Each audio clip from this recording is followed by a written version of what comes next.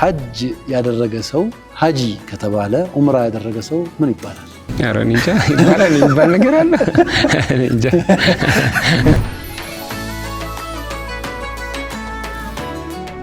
ውጪ ያቆመኝ እስር ቤት ነው የምወስደው፣ ወደ ፖሊስ ጣቢያ ትሄዳለህ፣ ዛሬ ጁምዓ ስላለፈ ኹጥባ ስላሳለፍ ትታሰራለህ አለኝ።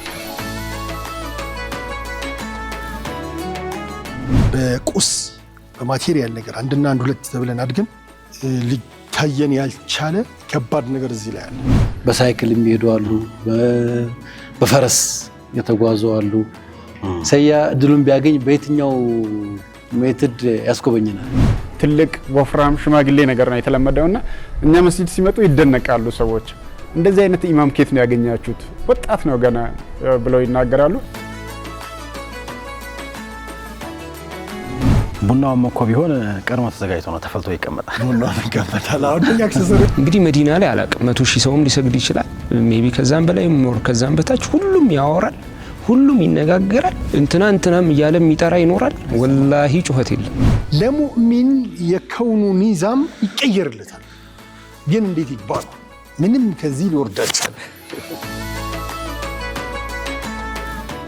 11 ዓመት ይሆነኛል ማለት ነው አዳማ ከመጣው። ከዚህ መስጊድ ውስጥ ሀቂቃ ውጪ ሰግጄ አላውቅም። ሁሉን ነገር ቀርጻለሁ፣ ለሰዎች ለማሳየት እሞክራለሁ። ካባን ግን ለመቅረጽ አልሞክርኩም።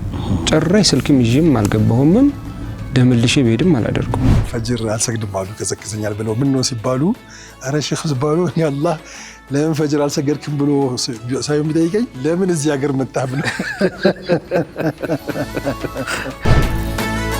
ዕለተ ጁምዓ ከቀኑ 7:30 ጀምሮ ይጠብቁን።